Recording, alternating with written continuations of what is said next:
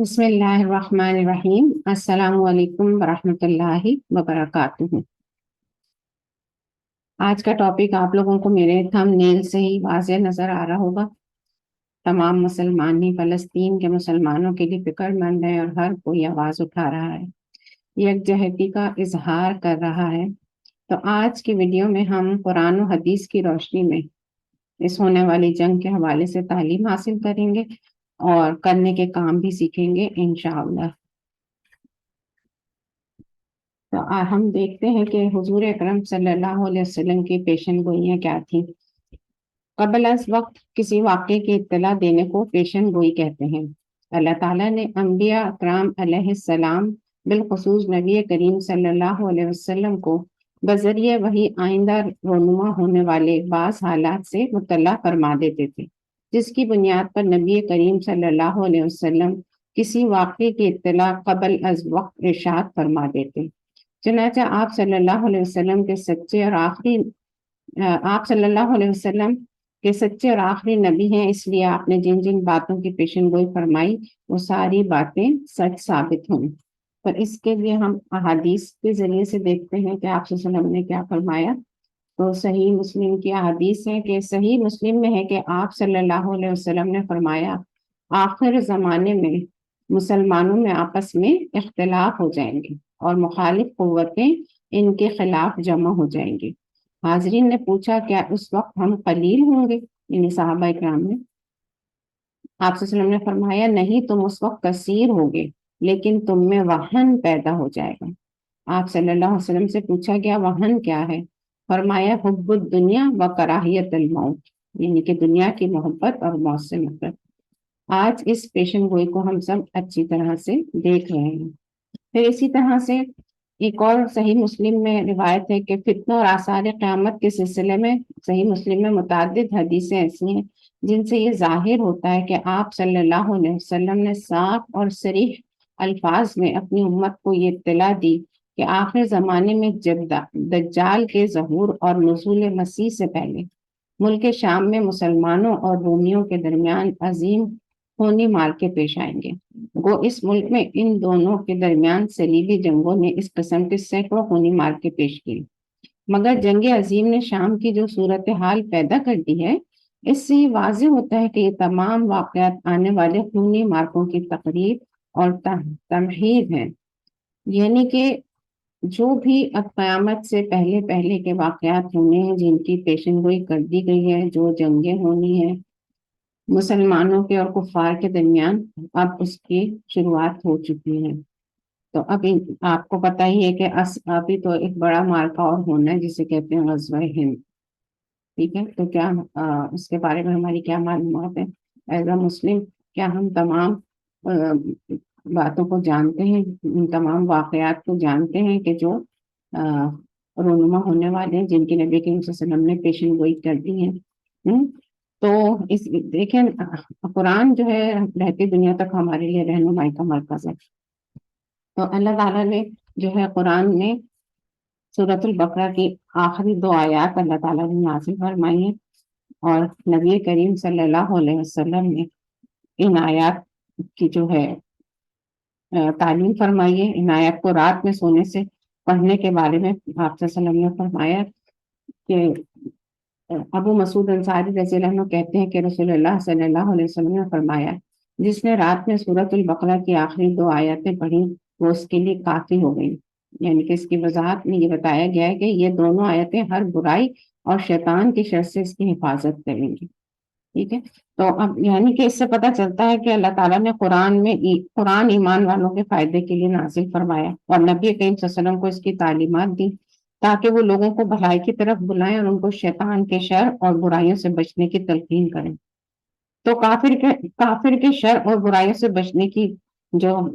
ہم کوشش کریں گے، تو کافر قوم کا شر کیا ہے کہ وہ ایمان والوں پر ظلم ڈھائے۔ جو ایمان والوں پر کیا ان کا شر ہے کہ وہ ان پر ظلم ڈھائیں اور ان کے لیے زندگی کو تنگ کرتے ہیں۔ تو ایسے موقع پر اللہ سے مدد مانگنی چاہیے، تو وہ اسباب پیدا کر دے گا۔ تو یہ 2 جو آیتیں اس کو ہم ایک بار پڑھ لیتے ہیں۔ آمن الرسول بما انزل الیہ من ربہ والمؤمنون كل آمن بالله وملائكته وكتبه ورسله لا نفرق بين أحد من رسله وقالوا سمعنا وطعنا غفرانك ربنا وإليك المصير لا يكلف الله نفسا إلا وسعها لها ما كسبت وعليها ما اكتسبت ربنا لا تؤاخذنا إن نسينا أو أخطأنا ربنا ولا تحمل علينا إصرا كما حملته على الذين من قبلنا ربنا ولا تحملنا ما لا طاقة لنا به واعف عنا واغفر لنا وارحمنا انت مولانا فانصرنا على القوم الكافرین۔ آپ دیکھیں کہ سورۃ البقرہ میں ہی اللہ تعالیٰ نے ہمیں سکھا دیا کہ کس طرح سے ایک ہمیں اپنے ایمان کا اظہار کرنا ہے، کیسے ہمیں سمینا و اطعنا کرنا ہے، اللہ اس کے رسول کے حکم پہ لبیک کہنا ہے، اور پھر اللہ تعالیٰ سے اور ہمیں دعا کرنی ہے کہ وہ ہم پر کوئی ایسا بوجھ نہ ڈالیں جس کے اٹھانے میں ہمیں سکت نہ ہو، اور یقیناً اللہ تعالیٰ اتنا ہی بوجھ ڈالتا ہے جتنا انسان اٹھا سکے، اور پھر اس کی ہمیں طاقت نہیں، پھر ہمیں اپنے گناہوں کی معافی بھی مانگنی ہے، اللہ سے رحمت بھی طلب کرنی ہے، اور فانصرنا علی القوم الکافرین، کیونکہ اللہ ہی تو مددگار ہے، وہی ہمیں کافر قوم پر جو ہے ہماری مدد کر سکتا ہے۔ تو ہم سب کے لیے دیکھیں کہ اللہ تعالیٰ سے جب ہم مدد مانگیں گے تو وہ اسباب پیدا کر دے گا مسلمانوں کی مدد کرنے کے لیے، تو ایمان اور کفر کی جنگ ہے یہ، صحیح؟ تو پھر اللہ سے بڑھ کر کون مددگار ہوگا؟ اس کی مدد کے بغیر، اس پر کامل توکل کے بغیر ایمان اور کفر کی جنگ نہیں جیتی جا سکتی، تو دعا کرنا لازمی ہے۔ تو ایسے موقع پر ہمیں نبی کریم صلی اللہ علیہ وسلم نے دعا بھی تعلیم فرمائی ہے، تو اسے کہتے ہیں قنوت نازلہ، ٹھیک ہے؟ تو اس کو ہمیں سب کو پڑھنا چاہیے، ویسے تو یہ مسجد میں پڑھنے کے لیے کہی گئی ہے، اور نبی کریم صلی اللہ علیہ وسلم اس کو پڑھایا کرتے تھے اس موقع پر۔ قنوت کہتے ہیں دعا کو، اور نازلت کے معنی مصیبت کے ہیں، تو جب مسلمانوں پر کوئی عام مصیبت آ جائے، مثلا کفار کی طرف سے مسلمانوں پر عمومی طور پر ظلم و ستم ہونے لگے، تو ایسے موقع پر قنوت نازلہ کا پڑھنا صحیح اور معتبر روایت سے ثابت ہے۔ حضور اکرم صلی اللہ علیہ وسلم نے قنوت نازلہ میں ظالموں کے نام لے کر بد دعا فرمائی اور مظلوموں کے نام لے کر دعا فرمائی۔ تو بحیرہ معونہ کے موقع پر جب 70 صحابہ کو دھوکہ دے کر شہید کر دیا گیا، تو اس وقت 1 مہینے تک مسلسل حضور صلی اللہ علیہ وسلم نے قنوت نازلہ پڑھی۔ تو قنوت نازلہ پڑھنے کا طریقہ یہ ہے کہ نماز فجر کی دوسری رکعت میں رکوع کے بعد سمیع اللہ لمن حمدہ کہہ کر ہاتھ اٹھائے بغیر امام کھڑا ہو جائے، اور قیام کی حالت میں دعائے قنوت پڑھے، اور مقتدی اس کی دعا پر آہستہ آواز سے آمین کہتے رہیں، یعنی کہ جتنی دفعہ بھی آمین کہنے کا بنتا ہے اتنی دفعہ آمین کہیں، پھر دعا سے فارغ ہو کر اللہ اکبر کہتے ہوئے سجدے میں چلے جائیں۔ بقیہ نماز امام کی ابتدا میں اپنے معمول کے مطابق ادا کریں۔ دعائے قنوت یہ ہے: اللہم اہدنا فیمن ہدیت وعافنا فیمن عافیت وتولنا فیمن تولیت وبارک لنا فیما اعطیت وقنا شر ما قضیت فانک تقضی ولا یقضى علیک انہ لا یذل من والیت ولا يعز من عادیت تبارکت ربنا وتعالیت ولا تعز من عادیت تبارکت ربنا وتعالیت۔ تو اس کا ترجمہ یہ ہماری وطر کی دعا بھی ہے جو ہم اپنی وطر میں پڑھتے ہیں، دعا سورہ اخلاص کے بعد، تو یہ ہم سب کو ہی آتی ہوگی، اس کا ترجمہ بھی ہمیں آتا ہوگا، امید ہے۔ تو پھر اس کے بعد اس دعا کو مکمل کر لیتے ہیں: نستغفرک ونتوب الیک وصلی اللہ علی النبی الکریم اللہم اغفر لنا وللمؤمنین والمؤمنات والمسلمین والمسلمات وألف بین قلوبہم واصلح ذات بینہم وانصرہم علی عدوک وعدوہم اللہم العن الکفرة الذین یصدون عن سبیلک ویکذبون رسولک ویقاتلون اولئک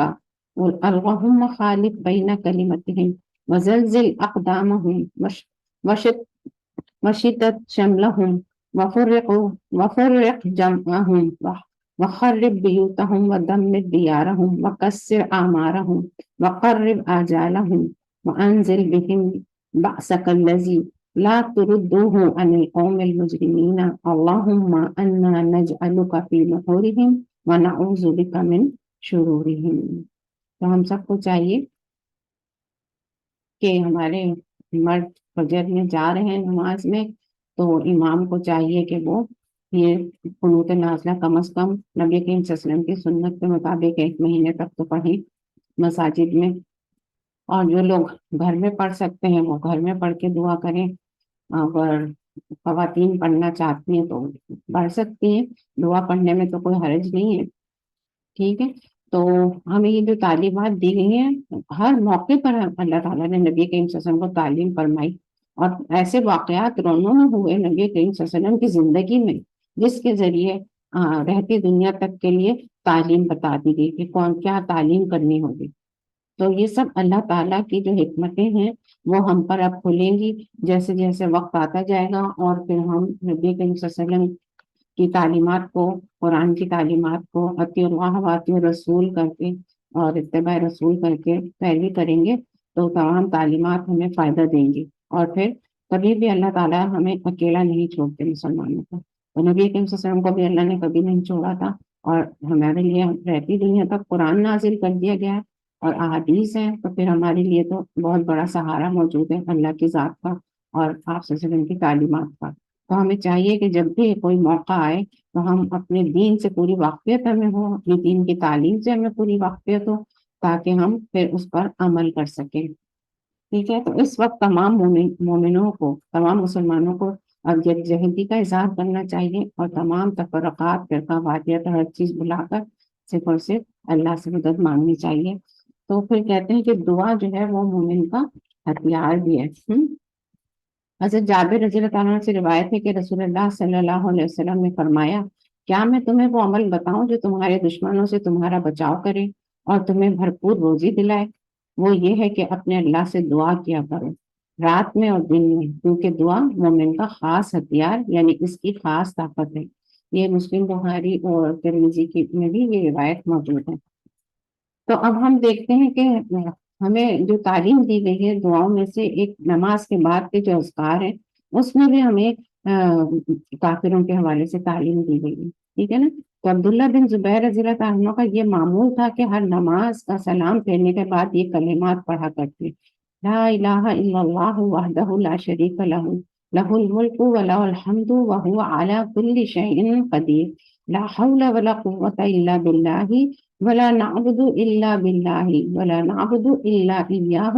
لہ النعمت ولہ الفضل ولہ الثناء الحسن لا الہ الا اللہ مخلصین لہ الدین ولو کرہ الکافرون۔ اور وہ یہ بیان کرتے کہ حضرت صلی اللہ علیہ وسلم بھی یہ کلمات ہر نماز کے بعد پڑھا کرتے تھے۔ یہ صحیح مسلم نسائی کی روایت ہے، تفسیر ابن کثیر میں جلد 4 چوتھی جلد میں موجود ہے۔ تو ہم سب کو اپنے نماز کے بعد کے جو اذکار ہیں ان کو تھام کے رکھنا چاہیے۔ فجر کی نماز کے بعد اور عصر کی نماز کے بعد جو اذکار ہیں وہ ہمارے لیے ہتھیار ہیں، وہ دعائیں ہیں، اور یہ دعا بھی ہمیں شامل کرنی چاہیے تاکہ ہم روزانہ اس کو فجر کے بعد بھی پڑھیں۔ تو ہم ویسے تو یہ ہر نماز کے بعد کا ہے، لیکن فجر اور عصر کے بعد تو لازمی پڑھیں، اور اللہ کی کبریائی بھی بیان ہوگی اس میں۔ اور سب سے بڑی بات کہ کافر اللہ کی وحدانیت کے قائل نہیں تھے نا، اور نہ ہیں، وہ شرک کرتے تھے اور شرک کرتے ہیں، اور تو خواہ کافر اللہ کی وحدانیت کو ناپسند ہی کیوں نہ کرے، یہاں لکھا نا لا الہ الا اللہ مخلصین لہ الدین ولو کرہ الکافرون۔ تو ہمیں لا الہ الا اللہ کا کڑا مضبوطی سے تھامنا ہے، ہمیں اللہ کی وحدانیت کی گواہی دینی ہے، اس کو قائم رہنا ہے، اور اس کا پیغام دنیا تک پہنچانا ہے، اور تمام مسلمانوں کو اس کڑے سے جوڑنا ہے، کیونکہ وہی تو ہے جو ہمارا مولا ہے۔ تو اپنے دین کو خالص کیسے کرنا ہے، ہمیں یہاں لکھا ہے مخلصین لہ الدین، لا الہ الا اللہ مخلصین لہ الدین۔ تو ہمارا دین خالص کب ہوگا؟ جب ہم ایک اللہ کی کو مانیں گے مکمل طور پر، جیسے کہ میں نے اپنی پچھلی ویڈیو لا الہ الا اللہ میں بتایا تھا، پھر اس کا دوسرا بھی میں نے ایک پارٹ بنایا تھا العروۃ الوثقیٰ، وہ ویڈیو بھی میں نے شیئر کی ہے تو امید ہے کہ آپ لوگوں نے دیکھی ہوگی، تو آج یہاں سے بھی اس دعا سے بھی آپ کو پتہ چل رہا ہوگا کہ لا الہ الا اللہ جو ہے وہ، اس سے ہمارا دین جو ہے وہ خالص ہے، اس کے بغیر دین خالص نہیں ہے۔ ذرا سی بھی جو شرک ہے وہ ہمارے دین میں ملاوٹ کا سبب بن سکتی ہے۔ تو اللہ سے مدد طلب کرنے کا طریقہ بھی ہمیں نبی کریم صلی اللہ علیہ وسلم نے سکھایا۔ تو حضرت ابو موسیٰ اشعری رضی اللہ تعالیٰ عنہ صلی اللہ علیہ وسلم سے روایت فرماتے ہیں کہ بے شک اللہ تعالیٰ رات کو اپنا رحمت کا ہاتھ پھیلاتے ہیں تاکہ دن کو برائی کرنے والا توبہ کرے، اور دن کو اپنا رحمت کا ہاتھ پھیلاتے ہیں تاکہ رات کو برائی کرنے والا توبہ کرے۔ تو توبہ کی قبولیت کا یہ سلسلہ جاری رہے گا یہاں تک کہ سورج مغرب سے طلوع کرے، یعنی کہ قیامت کی نشانی میں سے ایک نشانی کہ سورج مغرب سے طلوع ہوگا۔ تو ہر رات اللہ تعالیٰ اپنا ہاتھ پھیلاتے ہیں، دنیا آسمان دنیا پر آتے ہیں تہجد کے وقت، اور کتنے ہی لوگ اس وقت جاگ رہے ہوتے ہیں۔ آج کل تو روٹین ہے نا سب کی رات لیٹ نائٹ سونا،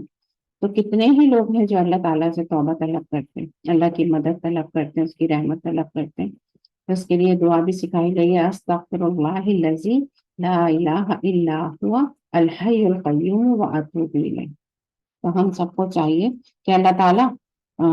سے ہم یہ دعا کریں، اور ہم سب کو چاہیے کہ ہم اللہ تعالیٰ ہم سب کی توبہ اللہ تعالیٰ سے کہیں کہ ہماری توبہ کو قبول فرمائے، اور جو مسلمان ہیں مظلومین ہیں اللہ تعالیٰ ان کی مدد فرمائے،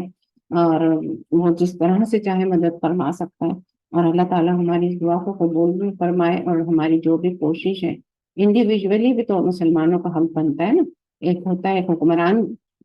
کی کیا ذمہ داری ہے اور ایک عام مسلمان کی کیا ذمہ داری ہے۔ تو ہم عام مسلمان کے پیرائی میں رہ کر ہی اپنی یکجہتی کا اور ان کی مدد کا اظہار کیسے کر سکتے ہیں کہ ہم اللہ تعالیٰ کے ساتھ تعلق قائم کریں، اللہ تعالیٰ سے دعا کریں ان کے لیے، اور ہم جو ہے وہن سے بچیں، کیونکہ آج دنیا میں وہ ایک طرف مسلمانوں کا کیا حال ہے، دوسری طرف ساری دنیا اپنی زندگی میں مگن ہے، مسلمان ہوں اور ایک آدھ آواز اٹھتی ہے، بس ہر ایک کو چاہیے کہ اپنے اپنے طور پر اپنی آواز بلند کرے، اظہار یکجہتی کرے مسلمانوں کے ساتھ فلسطین کے۔ تو پھر ہمیں یہ بھی دیکھنا چاہیے کہ کیا ہم جانتے ہیں کہ ہم کفار کے ساتھ لین دین اور تجارت کے بارے میں قرآن و حدیث کا علم رکھتے ہیں کہ اس میں اللہ تعالیٰ نے کیا فرمایا، ایسے موقع پر ہمیں کیا ہمارا رویہ ہونا چاہیے، کفار کے ساتھ لین دین کا معاملہ کیا ہونا چاہیے، تجارت کا معاملہ کیا ہونا چاہیے۔ تو کیا ہم اس کا علم رکھتے ہیں یا لوگوں کے کہنے پر چلتے ہیں، یا جذباتیت کا شکار ہو جاتے ہیں؟ تو کرنا تو وہی ہوگا نا جو نبی کریم صلی اللہ علیہ وسلم کے اسوہ حسنہ سے ثابت ہے۔ تو ہم سب کو دیکھنا چاہیے کہ ہماری کرنے کا کیا کام ہے، اس سلسلے میں ہمیں جو کرنا ہے وہ جذباتیت کا شکار ہو کر نہیں کرنا ہے، جو بھی کرنا ہے اللہ اور اس کے رسول کی تعلیمات کے مطابق کرنا ہے۔ تو اللہ ہم سب کو دین کا مکمل علم حاصل کرنے کی توفیق عطا فرمائے، آمین یا رب العالمین۔ See you on the next video. Thank you. Thanks for watching. اللہ حافظ۔